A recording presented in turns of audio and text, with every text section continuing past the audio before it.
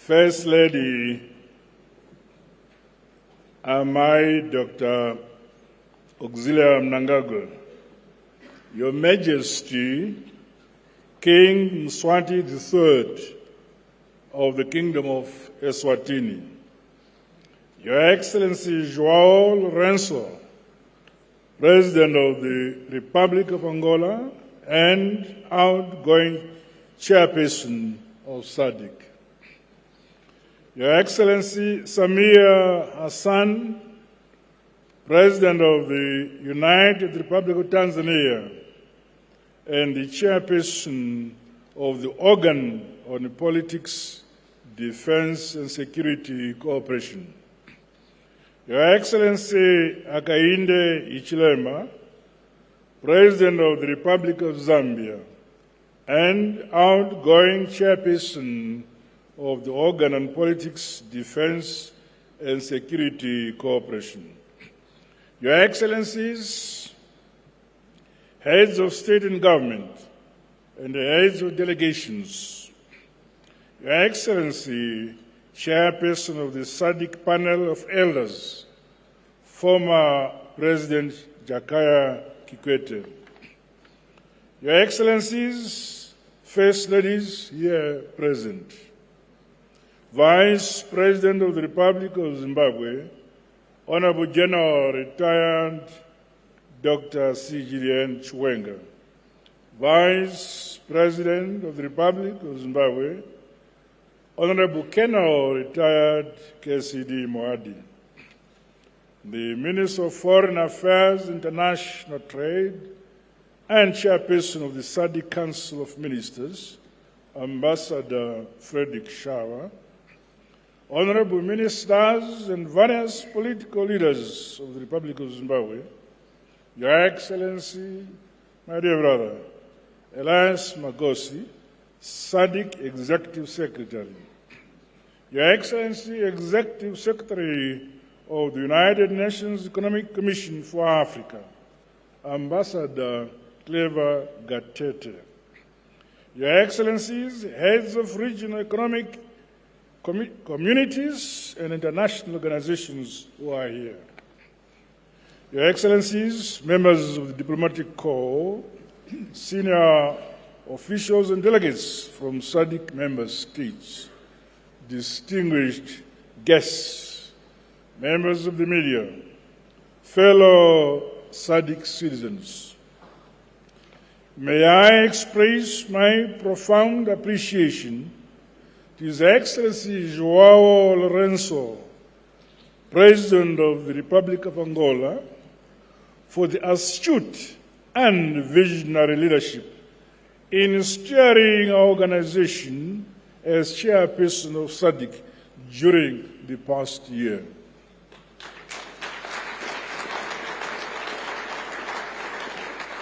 We heartily congratulate, commend him for ably navigating the various challenges we faced and for ensuring that the integration agenda of our region remained on course. On behalf of the people and government of Zimbabwe, I take over the mantle of chairmanship as Chairperson of SADC with humility and grace. I look forward, Your Excellencies, to your invaluable support and drawing from your vast experiences and counsel as we advance our regional agenda for the benefit of our SADC citizens. Allow me to also acknowledge the dedication and leadership demonstrated by His Excellency Mr. Hakainde Hichilema, President of the Republic of Zambia, in his capacity as the Chairperson of the Organ on Politics, Defense and Security Cooperation. The organ remains a critical cog in nurturing unity constitutionalism, democracy, and the rule of law, as well as peace and security in line with the founding values, ethos, and principles of SADC. Similarly, I congratulate His Excellency Samia Hassan, the President of the United Republic of Tanzania, for her assumption of the stewardship over the organ of politics, defense, and security cooperation. Rest assured of my full support, my dear President. Your Majesty, Excellencies, ladies and gentlemen, this year's theme, and I quote, promoting innovation to unlock opportunities for sustainable economic growth and development towards an industrialized SADC, end of quote, brings to the fore the role of innovation in sustained economic transformation and development. It is a clarion call for our respective countries to leverage the region's human capital to spur technology and innovation that will leapfrog the modernization and industrialization of SADC towards a higher quality of life of our citizens. To this end, it has become critically important and urgent to harness the potential of innovation to produce goods and services through value addition and beneficiation of our rich mineral and related natural resources. The peoples of the region fought for our liberation, freedom, and independence, as well as the economic value of our land and that which is under it. The time is now. We must realize maximum value from our God-given rich natural endowments. The importance of developing innovative strategies across all sectors of our economies to accelerate the realization of our collective development agenda cannot be overemphasized. This is more so as the fourth industrial revolution continues to impact and transform the way we operate and execute our work. Our SADC bloc cannot afford to fall behind in the new and the fast-changing frontier of science, technology, and innovation. These aspects are prerequisites for increased productivity and indeed the bedrock upon which other parts of the world, industrialized countries, developed on. Let us therefore match our aspirations set out in the SADC industrialization strategy and roadmap 2015 to 2063 with concrete and real actions. It is pleasing that the successful SADC Industrialization Week and Investment Forum provided a public-private engagement platform where participants discussed and shared innovative approaches. The 7th SADC Public Lecture also helped to raise public awareness on the critical role of innovation in promoting and deepening the SADC regional integration efforts. Stakeholders across the region are exhorted to scale up people-to-people and business-to-business exchanges for enhanced synergies and collaboration. Our institutions of higher learning, the academia, scientists, and innovators must equally strengthen linkages to further drive the innovation, modernization, and industrialization of our region. In the case of Zimbabwe, we have set up several innovation hubs at all our state universities and related institutions of higher learning.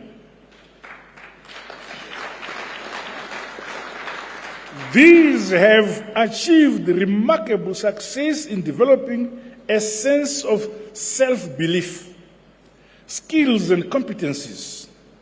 Further, initiatives under the programs have transformed livelihoods, communities and the economy as a whole through the production of appropriate goods and services for our people. The need to ensure that our youth and entrepreneurs, including women, fully embrace the technology and innovation revolution should be one of our key priorities in the region. Through purposeful collaboration in the ICT sector, we can advance our collective interests as a region, including closing the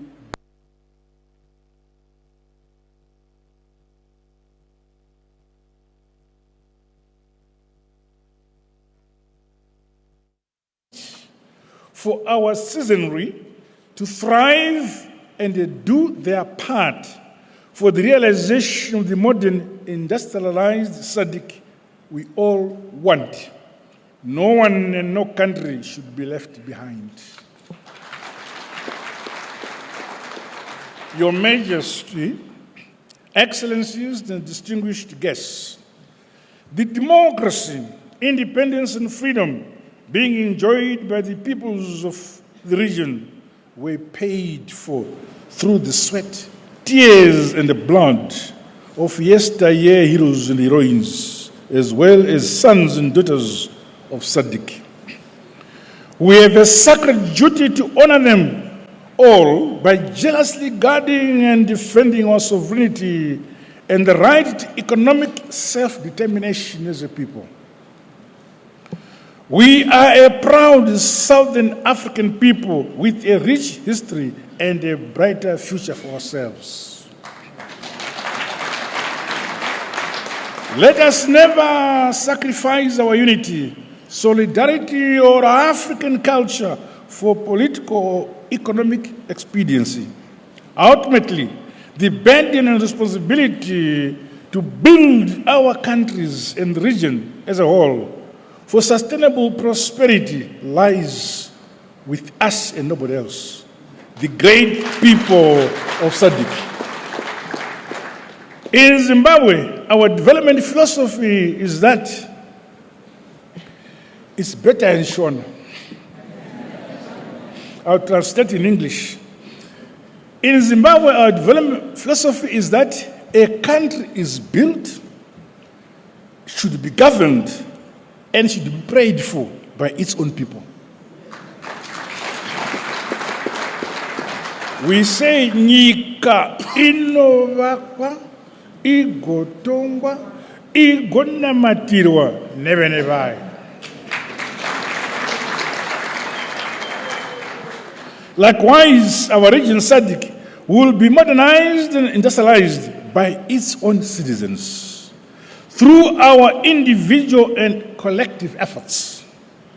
Those who seek to help us are welcome. However, they must do so on our terms,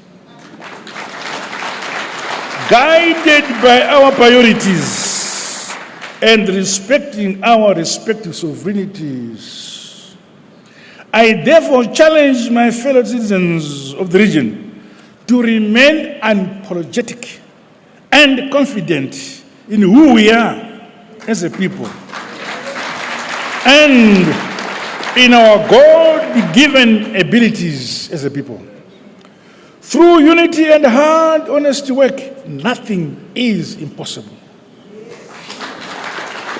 Your Excellencies, regrettably, the region continues to experience climate change-induced natural disasters, which have had far-reaching negative impacts on human and food security. In light of the lessons learned, investments in transformative agriculture and food systems must be scaled up.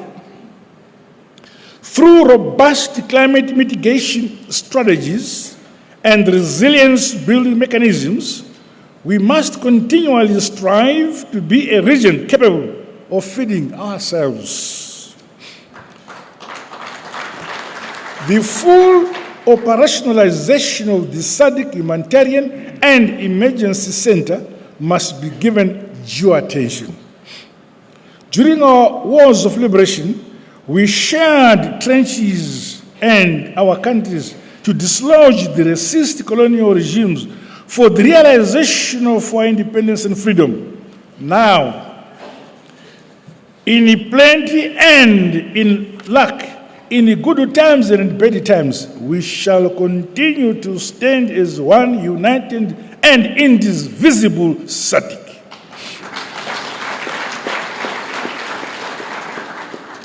In accelerating the modernization and industrialization of our countries, the broadening and expansion of our energy infrastructure, with particular emphasis on renewables, is critically important. As developing countries, we contribute the least to global carbon emissions, and yet we are the most affected. In an endeavor to promote the green agenda, my government is broadening our country's energy mix. This has seen the generation of energy from waste along with other renewable energy sources. One such facility which converts waste to energy is the Geopomona Waste Management Plant. A visit to the facility has been arranged as part of our program on the 18th of August, which is perhaps tomorrow. Your Majesty, Your Excellencies, ladies and gentlemen, as I assume the chairmanship of SADC, I'm aware of the historic and momentous role played by our founding fathers and their vision for a united, independent, integrated, peaceful, and prosperous region. It is indeed most opportune that this fourth ordinary SADC summit is convening a few days after we commemorated our 44th National Heroes Day on 12th August 2024 here in Zimbabwe. We remain mindful that the protracted struggle for the liberation of our beloved motherland, Zimbabwe, would have never been realized without the support of our brothers and sisters in our region, as well as other progressive countries from beyond. We are forever grateful. It is in this unquenchable spirit that Zimbabwe is pleased to invite Your Excellencies and esteemed delegations to witness the unveiling of the SADC Liberation Square, which is located within the premises of the Museum of African Liberation. This true story of our rich liberation heritage must be preserved and told to present and future generations through our own African narratives. For a people without knowledge of their history, their origin or their culture are like trees without roots. Earlier this year, our region was saddened by the passing on of the President of the Republic of Namibia, His Excellency Comrade Hage Geingob. He was a liberation hero, visionary statesman, and a pragmatic leader who served not only the people of Namibia, but SADC as a whole. A staunch defender of African independence, freedom and non-interference in our internal affairs, his unwavering commitment to justice, dignity, and equality will be treasured for posterity. May his soul continue to rest in eternal peace. Your Excellencies, Your Majesty, it is my humble and sincere hope that the SADC year ahead will enable us to accelerate the implementation of regional projects and programs. These include those related to cross-border energy projects, transport infrastructure development, as well as climate proofing, our agriculture, and growing our manufacturing, tourism, SMEs, among other critical sectors of our respective economies. As member states, let us double efforts through innovation to improve on our implementation scoreboard, while scaling up the regional industrialization integration agenda. None of our countries must be left behind. As I conclude, may I once again express my sincere appreciation to you all for your calls for the immediate and unconditional lifting of the illegal sanctions imposed on Zimbabwe by our detractors in the West. We strongly condemn the use of sanctions and other coercive measures as a foreign political tool against developing countries. By the same token, allow me to call for the end of the conflict in Palestine and appeal for the respect of United Nations resolutions on the two-state solution. Similarly, the independence of the peoples of the Western Sahrawi is long overdue. Zimbabwe is a friend to all and an enemy to none. We firmly believe in dialogue and diplomacy as the sustainable route for the resolution of any conflict or any disputes.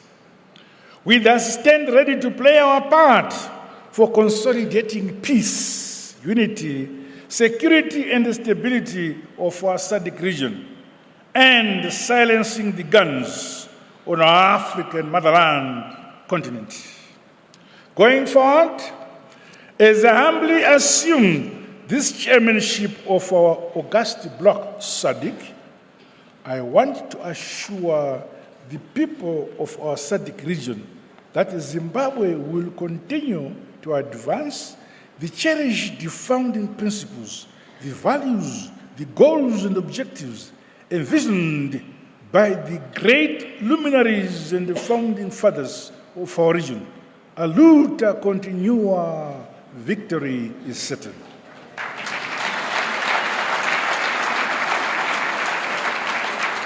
With these remarks, may I once again welcome you, Your Majesty, Your Excellencies and distinguished guests, and wish you all a productive and fruitful summit and stay in Zimbabwe. Long live SADC unity, long live solidarity, long live our independence and freedom, long live African unity. God bless you all. I thank you.